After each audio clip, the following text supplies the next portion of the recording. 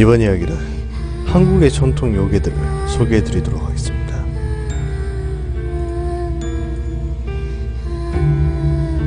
첫 번째, 강철이. 가뭄 혹은 우박이 요괴, 맹렬한 열기를 품고 있어 강철이가 한번 지나가면 산천 초목이 모두 말라버린다고 전해집니다. 강철이가 안 되는 가을도 봄이라 라는 속담마저 남아있습니다.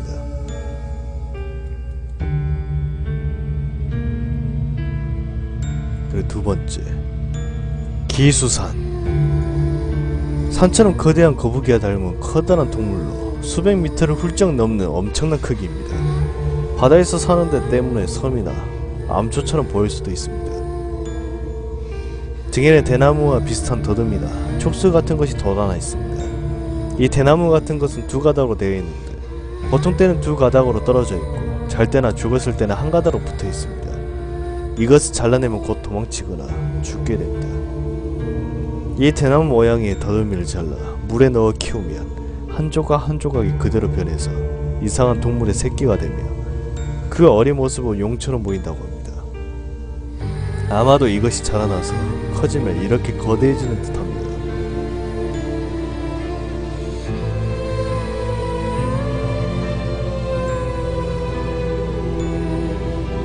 세 번째, 거북이. 거기에는 이름 그대로 입이 큰 아주 큰 귀신인데 그 입이 얼마나 컸는지 윗 입술이 하늘에 닿고 아래 입술은 땅에 닿았다고 합니다. 거대한 입이 무시무시한 외관으로 하고 있지만 비범한 사람을 만나면 어린 소년의 모습이 청의 동자로 변신해 그 사람을 보좌하고 수호하는 존재로 변한다고 합니다. 그리고 네 번째, 귀태. 귀신과의 성관계로 생긴 아기를 가리키는 말, 비유적으로 쓰이거나 하지 않는 한 무속 용어에 가깝습니다. 신라시대의 진지왕의 귀신이 도안이와 교합하여 비영랑이 태어났다는 설화가 있을 정도로 우리나라에서는 고대로부터 이런 일이 있을 수 있다고 믿어지고 있습니다. 그리고 다섯 번째, 고관대면. 높은 관을 쓰고 있고 얼굴이 커다란 괴물. 얼굴과 관에 비해 몸은 작아서 사람처럼 서 있을 수 없다고 합니다. 때문에 보통 나무에 기대어 있습니다. 그리고 여섯 번째, 글순대. 한국 민담에 등장하는 요괴. 고려시대의 수호신이었으나 조선시대를 거치면서 악기가 되었습니다. 그늘, 금음 등의 단어에서 이름을 따온 것으로 보이며 일단 어둠 속에서 선 것이라는 뜻으로 추측됩니다. 이름이 비슷한 그슨새와는 아무런 관계도 없습니다. 자그마한 어린아이의 모습을 하고 있다고 합니다. 아이의 모습으로 나타나 사람을 방심시킨 다음 순식간에 커져 그 사람을 놀라게 하거나 죽인다고 합니다. 또한 공격받을 때마다 점점 커지기도 해서 결국 공격한 사람을 해친다고 합니다.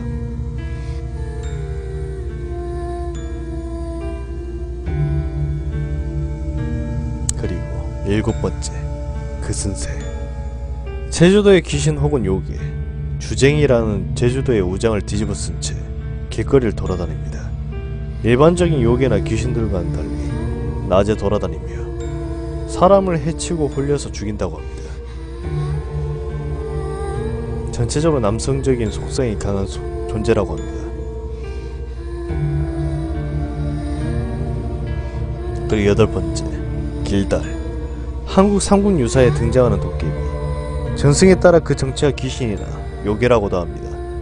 신라 진평 왕 때 비영랑과 같이 놀던 도깨비들 중 하나로 추측되며 비영랑의 명령에 따라 다른 도깨비와 귀신들과 함께 다리를 놓는 작업을 맡아 하룻밤 만에 그 다리를 완공하는 공을 세웠으며 후에 비영랑의 추천으로 집사 벼슬을 받아 정사를 맡았습니다. 마침 가까운 진척에 있는 임종이라는 벼슬아치가 아들이 없었기에 왕의 명으로 그의 양아들이 되었으며 임종은 길달에게 흑륜사 남쪽에 물루 하나를 세우도록 하여 밤에 늘 그곳에서 잠을 자도록 시켰다고 합니다. 그런 이유로 세간 사람들이 이를 길달문이라고 불렀다고 합니다. 하지만 인간의 삶에 지루하던 길달은 결국 여우로 변신해 달아났습니다. 그 소식을 들은 비영랑은 즉시 귀신들과 도깨비들을 풀어 길달을 잡아 직접 길달을 끔살해버렸습니다. 그 뒤로부터 귀신과 도깨비들은 비영랑을 두려워하였다고 합니다.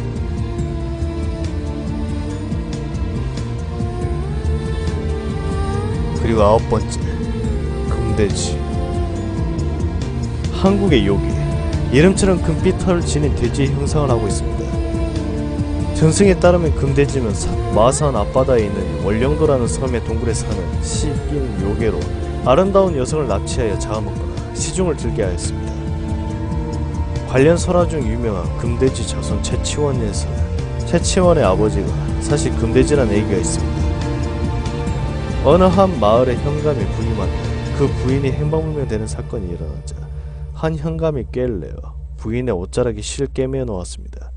다음날 부인이 사라지자 현감은 부하들을 대동하여 실을 쫓아 부인이 사라진 동굴로 들어간다. 거기서 범인이 금돼지라는 것을 알아내고 금돼지의 약점이 사슴 가죽을 구해 금돼지를 없앤다. 부인은 그 아들을 낳았는데 그 아들이 최치원이었다. 약점은 사슴 가죽 혹은 백마 가죽이라고도 하고 양 가죽이라고도 합니다. 그리고 10번째, 농화구. 대동은 부군옥. 그곳에 등장하는 요괴. 신라 시대에 한 늙은이가 있어서 하루는 김유신 집 대문 앞에 이르렀다. 곧 김유신이 그 노인의 손을 잡고 집 안으로 들어가 자리에 앉히고 말하기를, 지금도 옛날처럼 몸을 변화시킬 수 있느냐? 하고 물었다. 그러니까 노인은 곧 호랑이로 변했다. 그리고 또 닭으로 변하고 이어서 매로 변했다. 그러더니 마침내 집에서 기르는 개로 변하여 대문 밖으로 걸어나갔다.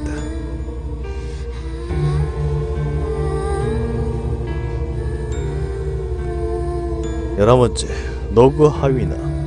삼국사기에 기록되어 있는 한국의 요괴.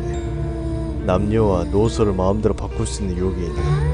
늙은이에서 젊은이로, 젊은이에서 늙은이로 바꿀 수 있지 성별을 바꿀 수 없다고 합니다. 기원전 6세기 백제에서 발견되었다고 합니다. 노정, 늙은 여우의 전개입니다. 여자들에게 인기가 매우 많고 지혜로운 사람의 모습으로 변신하는데 이때 보통 승려의 모습과 비슷하나 머리를 기른 행색입니다. 둔갑하며 사람과 모든 면에서 차이가 없으나 정체가 늙은 여우인 만큼 누런 개나 흰매를 보며 사냥당할까 두려워 갑자기 놀란다고 합니다. 그리고 13번째, 노구하오. 노구하오란 그 이름 그대로 늙은 할머니로 둔갑한 여우 혹은 여우로 둔갑하는 할머니 요기를 가리킵니다. 갖가지 요술을 배우고 기이한 일을 배운다거나 장기를 써서 세상에 삿된 일을 한다고 알려져 있으며 사람 모습일 때는 노인임에도 남녀 모두 호감을 가질 정도로 아름답고 피부가 뽀얗다고 합니다. 그 14번째, 닷발괴물. 전래동화에 나오는 환상종, 꼬리 귀신 닷발. 부리가 닷발이 되는 새처럼 생긴 괴물로 나오며 대개는 꽁지 닷발, 주둥이 닷발로 알려져 있습니다. 발이란 건 한국의 애끼리 다리인데 한 발이 150cm, 양팔을 펼쳐서 한쪽 손에서 반대쪽 손까지의 거리, 즉 꼬리가 750cm의 부리도 750cm인 셈입니다.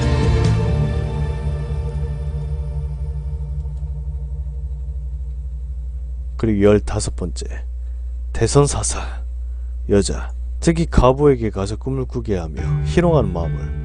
낮에는 여자들이 왕래하는 집안의 항아리 속에 지내다가 밤이 되면 나타난다고 합니다. 그리고 16번째, 도피사이. 도롱이 옷을 거꾸로 입고 있는 사람의 모습의 괴물. 둘씩 몰려다닙니다. 사람의 말을 알아들으며 사람에게 들러붙어 체온을 높여 죽입니다. 그리고 17번째, 두드리. 신라 고려시대의 목신. 고려시대의 의인도 두드리를 숭배했다고 합니다. 이 의미는 그를 알지 못하고 무당을 믿어서 집에 신당을 짓고 두드리의 모습을 그림으로 그려서 집에서 모셨다. 하지만 어느 날 두드리가 갑자기 통곡을 하고 이의민이 놀라서 묻자 대답을 하기를 자신이 지금까지 이은민의 집에서 잘 소유해왔으나 이제 하늘의 재앙을 내리기로 결정하여 더 이상 이은민을 보호해줄 수 없고 자신도 의지할 곳이 없어져서 슬퍼져서 운다고 대답했습니다. 얼마 후 이은민은 멸망했고 관리들은 사당에 그려진 두드리의 그림을 제거해버렸다고 합니다.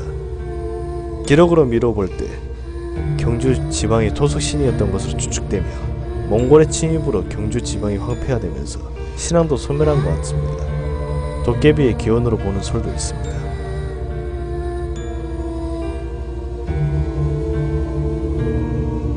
그리고 18번째, 두억신이. 도깨비, 야차와 매우 유사한 한국 전통 묘기 개념 중 하나입니다. 실제로 이들은 잘 구분되지 않는다. 구체적으로는 사납고 못된 장난을 합니다. 두억신이라는 단어는 국어사전에서 모질고 사나운 귀신 일종으로 설명되어 있는 고유 명사입니다. 한자로는 두억신이라고도 씁니다. 학술적인 기록에서는 불교의 야차와 같은 존재 내지 야차가 한국에서 도깨비와 뒤섞이는 과정에서 나온 요괴란 설이 유세합니다. 하지만 한반도산 토종 귀신이라는 설도 있습니다. 도깨비의 경우를 생각해본다면 두억신이도 한반도의 전통의 귀신 개념에서 출발하여 야차 같은 불교 개념이 넘어왔을 때 함께 뒤섞일 확률이 높다고 합니다.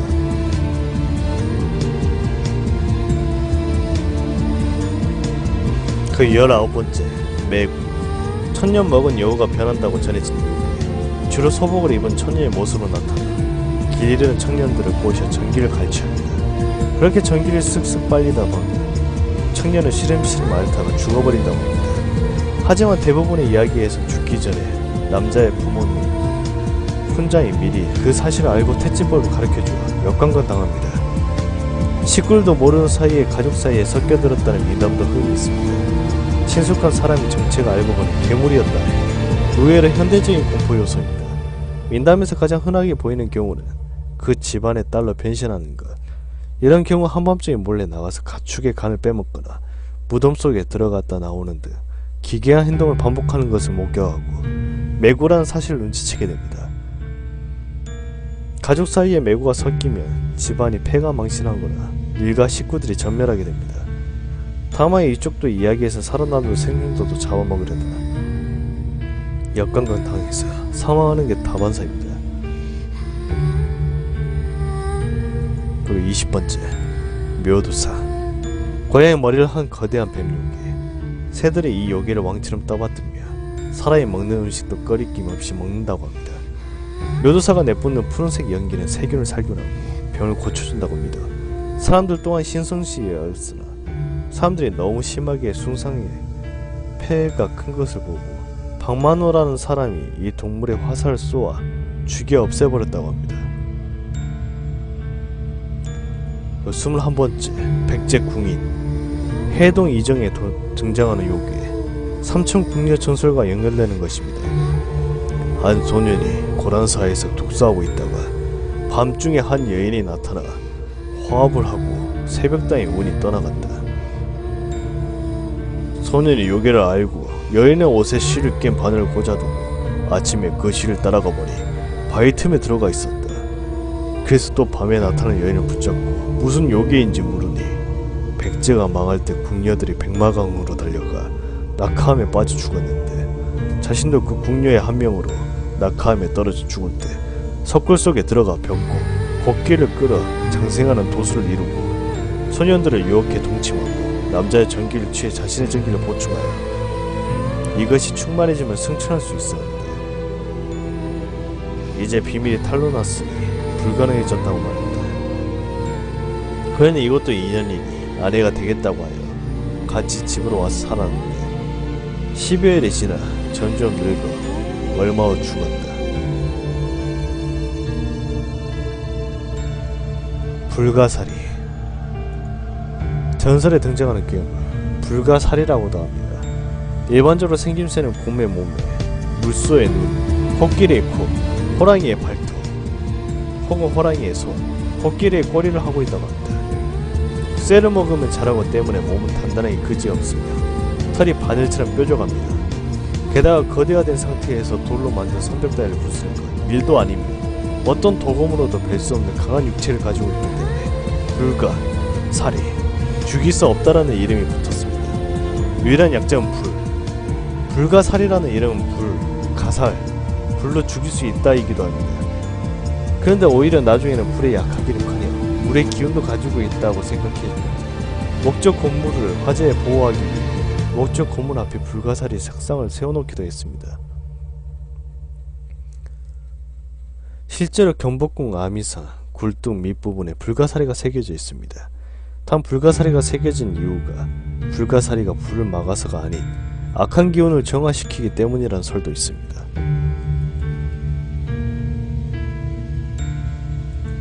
서른한 번째, 이무기.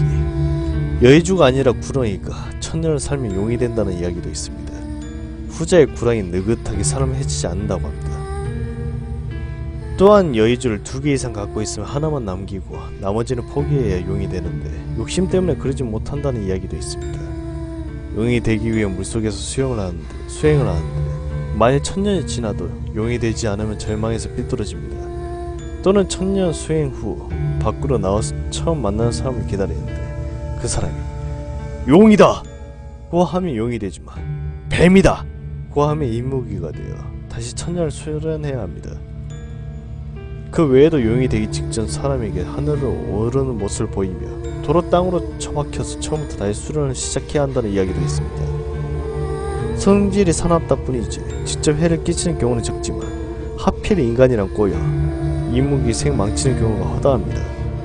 때문에 격노한 이무기가 사람을 해치는데 이것이 바로 용 오름 현상입니다. 사전에 의하면 거의 모든 생물의 왕, 헤엄치는 모든 생물을 관장하는 왕이며 그들은 모두 이무기의 지배하에 있습니다. 물고기가 2500마리가 넘으면 이무기가 나타나 그들의 왕이 된다고 합니다. 32번째, 예수야구. 한국의 괴물 혹은 환상종에 속하는 괴이한 짐승.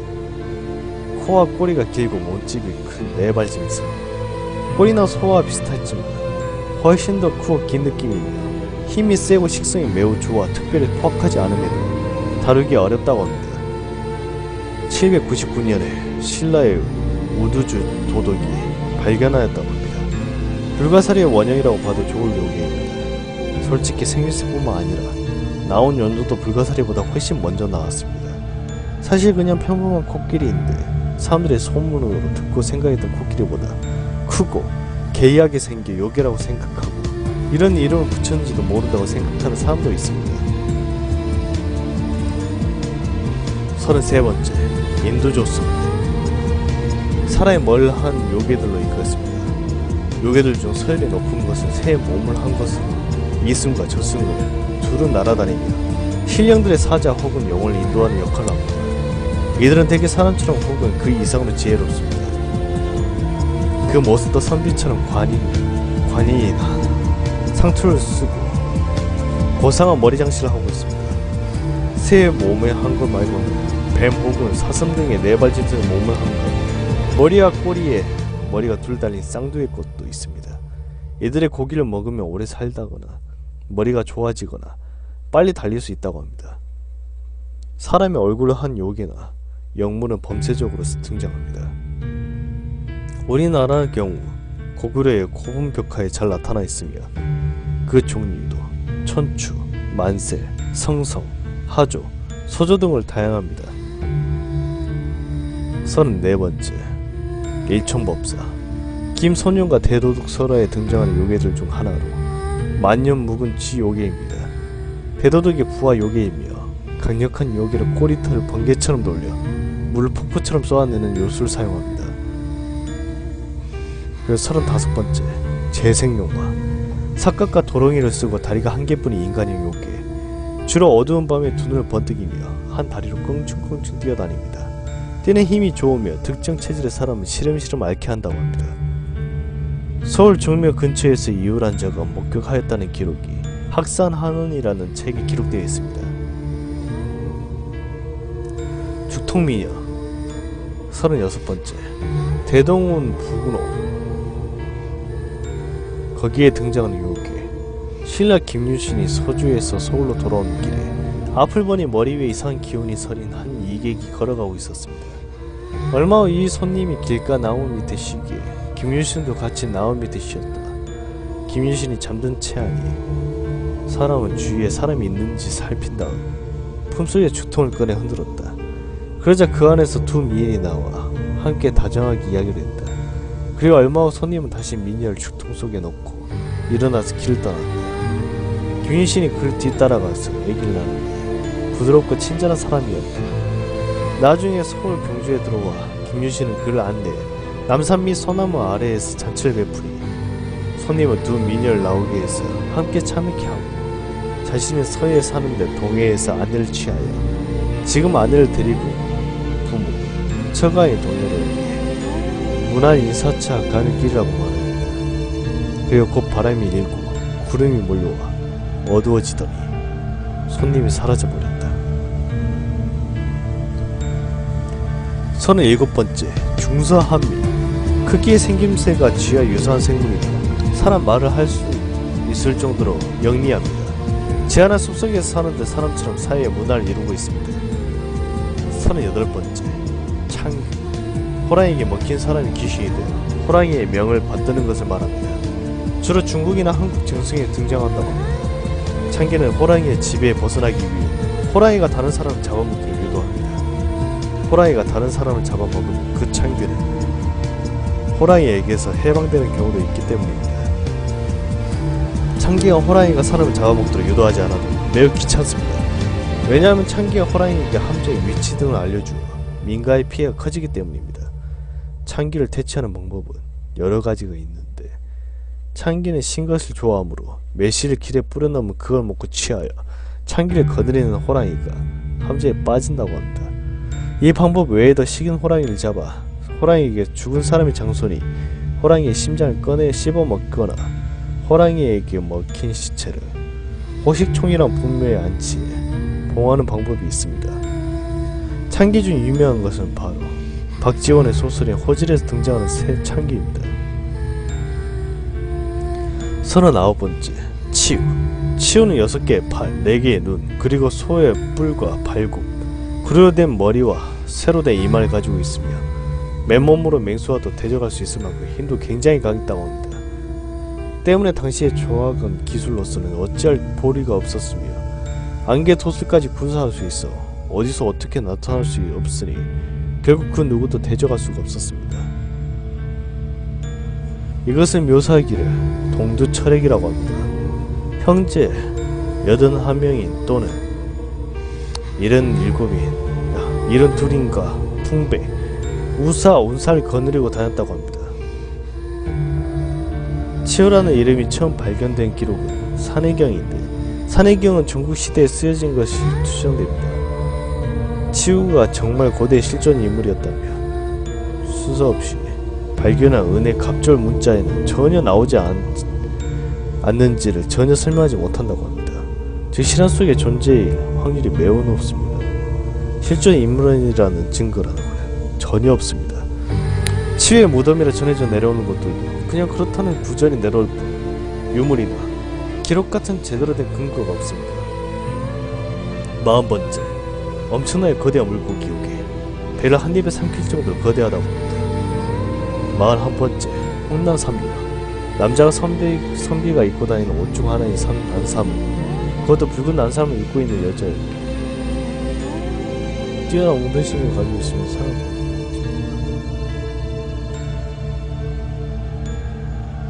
홍량거부 42번째 바다 육지를 오가는 거대한 이무기 모양의 괴물. 길이가 수십 미터 정도의 괴물로 육지의 짐승을 바다의 물고기를 잡아먹는다고 합니다. 거대한 만큼 매우 둔해 함정에 잘 걸린다고 합니다. 뱃속에 진주와 비슷하게 생긴 보석들이 엄청나게 많이 있으며 좋은 시대의 한 화포자인 부인 부도인에게 우연히 마주친 이 요괴를 함정으로 죽이고 보석들을 꺼내 무인도를 지나던 상인들에게 구출된 직후 모두 팔아 부자가 되었다고 합니다.